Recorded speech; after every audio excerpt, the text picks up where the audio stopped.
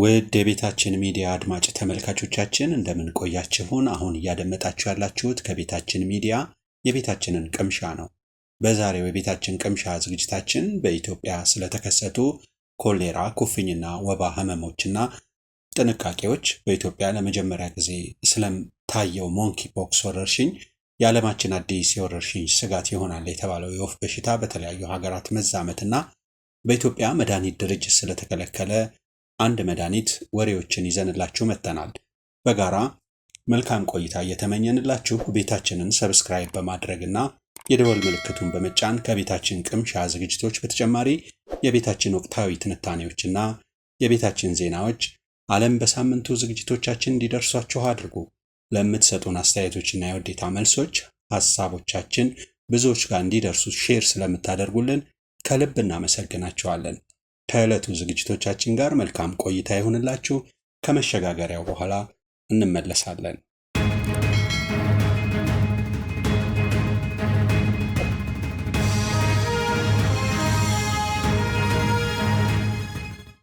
የወፍ ጉንፋን ቀጣዩ የዓለማችን ወረርሽኝ ይሆናል ተባለ። ተመራማሪዎች ለወራት በእርሻዎች ላይ እየተስፋፋ ያለው የወፍ ጉንፋን ቀጣዩ የዓለም ወረርሽኝ ይሆናል በሚል የማስጠንቀቂያ ደወል እያሰሙ ነው።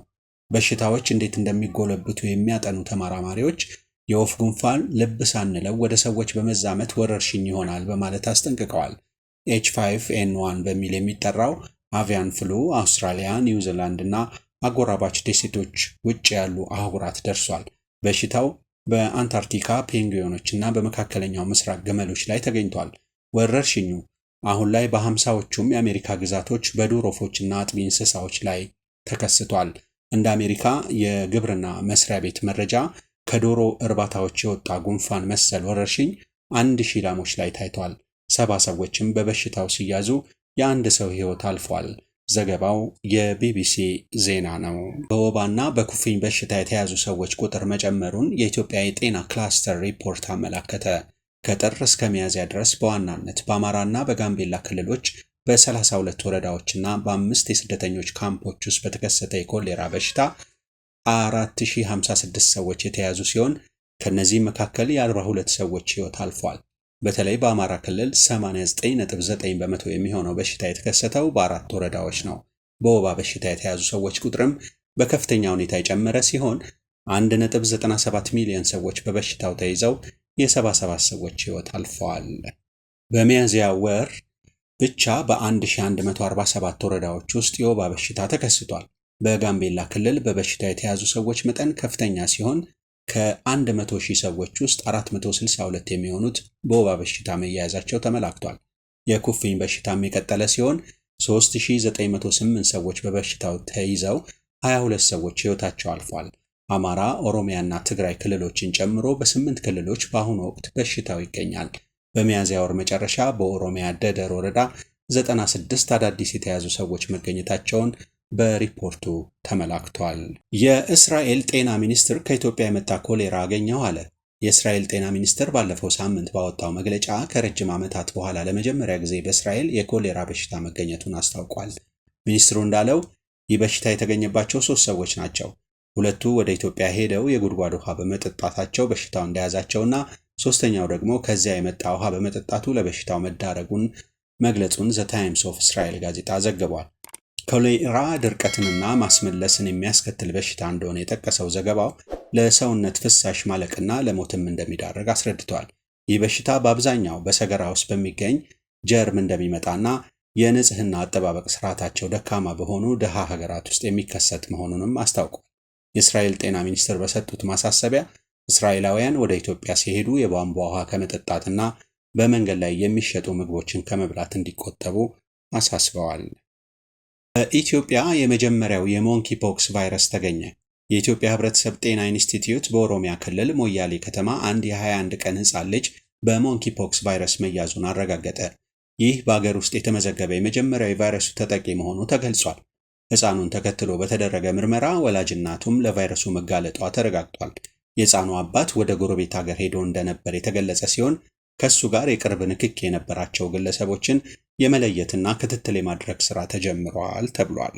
ቫይረሱ የተገኘባቸው ሕፃኑና እናቱ በተዘጋጀ የለይቶ ማከሚያ ክፍል ተገቢው የሕክምና ክትትል እየተደረገላቸው ሲሆን እስካሁን ከባድ የጤና እክል እንዳልገጠማቸው ካፒታል ዘግቧል። የሞንኪ ፖክስ በሽታ በተለያዩ የአፍሪካ ሀገራት እየተከሰተ ያለ ህመም ሲሆን የአፍሪካ የበሽታ መከላከልና መቆጣጠር ማዕከልና የዓለም ጤና ድርጅት በሽታውን ለመከላከልና ለመቆጣጠር በጋራ እየሰሩ መሆናቸው ተጠቁሟል። በዝንጀሮ ፈንጣጣ የተያዙ ሰዎች ቁጥር 3 ደረሰ። ከዚህ ቀደም ያለው ዜና ባሳለፍነው ሳምንት እሁድ ዕለት በኢትዮጵያ ለመጀመሪያ ጊዜ የዝንጀሮ ፈንጣጣ መገኘቱን የጤና ጥበቃ ሚኒስቴር ያሳወቀበት ነበር። በወቅቱ በአንድ ወላጅና ሕፃን ላይ ቫይረሱ እንደተገኘባቸው የተገለጸ ሲሆን ከተጠቂዎቹ ጋር ንክኪ ያላቸው ወደ ለይቶ ማቆያ እንዲገቡ መደረጉ ተነግሯል። አሁን ደግሞ አንድ ተጨማሪ የዝንጀሮ ፈንጣጣ ተጠቂ መገኘቱ ሲገለጽ በኢትዮጵያ በቫይረሱ የተያዙ ሰዎች ቁጥር 3 መድረሱን የጤና ጥበቃ ሚኒስቴር አስታውቋል። የኢትዮጵያ ምግብና መድኃኒት ባለስልጣን ስለ ቪክማክስ ምርት አስቸኳይ ማስጠንቀቂያ ወጣ። የኢትዮጵያ ምግብና መድኃኒት ባለስልጣን ኢኤፍዲኤ በኦንላይን ለወሲብ ብቃት ይረዳል እየተባለ የሚሸጠው ቪክማክስ የተባለ ምርት አደገኛነትን አስመልክቶ አስቸኳይ ማስጠንቀቂያ ሰጥቷል። ባለስልጣኑ እንዳስታወቀው በአሜሪካ የምግብና መድኃኒት አስተዳደር ኤፍዲኤ ምርመራ መሰረት ቪክማክስ በሐኪም ትዕዛዝ ብቻ በሚሰጠው የብልት ማጠንከሪያ መድኃኒት ሲያሊስ ውስጥ የሚገኘውን ታልዳላፊል የተባለ ንጥረ ነገር ይዟል። ይህ ንጥረ ነገር ግን በቪክማክስ ላይ አልተገኘም ብሏል። ታልዳላፊል በተለይም የደም ግፊት፣ የስኳርና የልብ ህመም ያለባቸው ሰዎች ከሚወስዷቸው የናይትሬት መድኃኒቶች ጋር ሲወሰድ አደገኛ የደም ግፊት መቀነስ ሊያስከትልና ለከፍተኛ ጉዳት ሊዳረግ ይችላል። የኢትዮጵያ ምግብና መድኃኒት ባለስልጣን ቪክማክስ በኢትዮጵያ ያልተረጋገጠ የገበያ ፈቃድ የሌለውና በህገ ወጥ መንገድ የሚሸጥ ምርት መሆኑን አሳውቋል። ህብረተሰቡ ይህን ምርት ከመግዛትም ሆነ ከመጠቀም እንዲቆጠብ በጥብቅ አሳስቧል።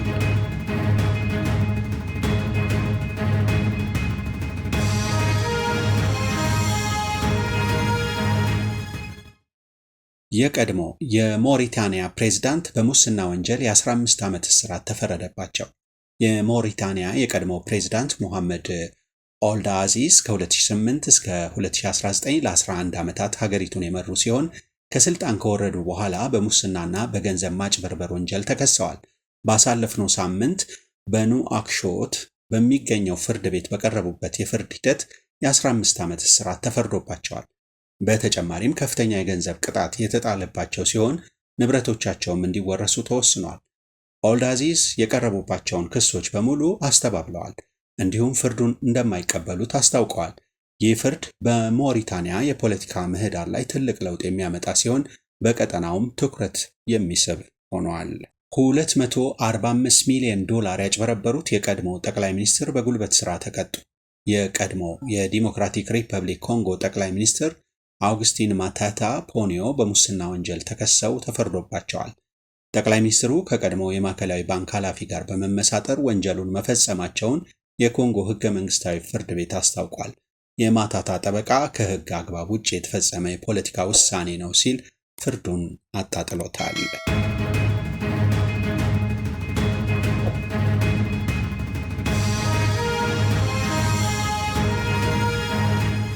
የቡርኪና ፋሶ ፕሬዝዳንት ኢብራሂም ትራኦሬ ከዛሬ ጀምሮ በመላው ቡርኪና ፋሶ የወሲብ ድረገጾች ሙሉ ለሙሉ እንዲታገዱ አድርገዋል።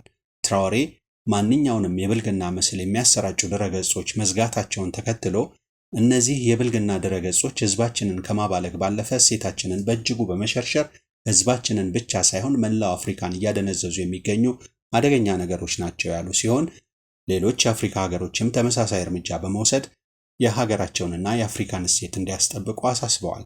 ይህ የኢብራሂም ትራኦሬ ድፍረት የተሞላበት ውሳኔ በበርካቶች ተደንቋል። ትራኦሬ ከ104 ቢሊዮን ኤፍሲኤፍኤ ገንዘብ ወጪ በማድረግ ለገበሬዎች ስጦታ አበረከቱ። የቡርኪና ፋሶ ፕሬዝዳንት ርዕሰ መስተዳደር ካፕቴን ኢብራሂም ትራኦሬ በገጠር ለሚገኙ አርሶ አደሮችና አርብቶ አደሮች የጭነት መኪናዎች፣ የሞተር ሳይክሎች፣ ትራክተሮች፣ ክሬሸር፣ የእንስሳት መድኃኒት፣ የሞተር ፓምፖች፣ የማዕድን ማዳበሪያ፣ ሌሎችም ግብአቶች ለገበሬዎች ማበርከታቸው ነው የተነገረው። ቡርኪና ፋሶ ለጀመረችው በምግብ ራስን መቻል ዘመቻ ለማሳካት የገጠሩን ማህበረሰብ መደገፍና ማገዝ እንደሚያስፈልግ የገለጹት ኢብራሂም ትራኦሬ 2025-2026 የሀገሪቱን የምግብ ሉዓላዊነት ለማምጣት 608 ትራክተሮች፣ 1102 የሞተር ማረሻ፣ 17 የጭነት መኪናዎች፣ ኮምባይነሮች፣ 150 ክሬሸርስ ማቀናበሪያ፣ የእጽዋት ዘር መኖና ሌሎች ቁሳቁሶች ለገበሬዎች አበርክተዋል። እነዚህ ቁሳቁሶች ለገበሬዎቹ በነፃ የቀረቡ ሲሆን ይህም በቅርብ ጊዜ ውስጥ የምግብ ራስን መቻል ለማሳካት ነው ሲሉ ገልጸዋል። መረጃው የቡርኪና ፋሶ ፕሬዝዳንት ኮሚኒኬሽን ዲፓርትመንት ነው። ቡርኪና ፋሶ፣ ማሊና ኒጀር በኮንፌዴሬሽን ውህደት ለመፍጠር የሚያስችላቸውን የጋራ መዝሙር ይፋ አደረጉ። ሰኞ ማለዳ የሳህል ግዛቶች ኮንፌዴሬሽን ኤኢኤስ ሀገራት የባህል ሚኒስትሮች ያዘጋጁትን የጋራ መዝሙር ሰነድ ለጥምረቱ ፕሬዝዳንት ትራኦሬ ማቅረባቸውን ነው የተገለጸው። የሶስቱ አባል ሀገራት ባህል ኃላፊ ሚኒስትሮች ያጸደቁት ይህ የኮንፌዴሬሽን መዝሙር ላ ኮንፌዴሬላ የግጥም ሙዚቃዊ ሥራ ሲሆን መስራች እሴቶቹን ወደ ኋላ በመመለስ የጋራ ታሪኮቻቸውን፣ እሴቶቻቸውን የሚያጎላና የቡርኪና ፋሶ፣ ማሊና ኒጀር ግዛቶችን የጋራ ምኞቶች ከፍ የሚያደርግ ነው ተብሏል። የሚኒስትሮቹ ልዑካን ቡድን ቃል አቀባይ ይህ መዝሙር የማንነት መለያ ምልክት እንዲሆን ታስቦ ነው፣ ከምንም በላይ ደግሞ የአሁኑንና የወደፊቱን ትውልድ ለመጨረሻው ድል ለማስተባበር የሚያስችል ኃይለኛ ማንሻ ነው ብለዋል። ቀጣዩ እርምጃዎች በሶስቱ ሀገሮች ውስጥ ይፋው ጅምር በመጀመር መዝሙሩን በማርሽ ባንድ በትምህርት ቤቶች፣ በተቋማትና በዜጎች ዘንድ ለማድረስ መታቀዱን የገለጹ ሲሆን ሶስቱ ሀገራት ለመዋሃድ የጀመሯቸውን ጅምሮች ያበረታታል እየተባለ ይገኛል።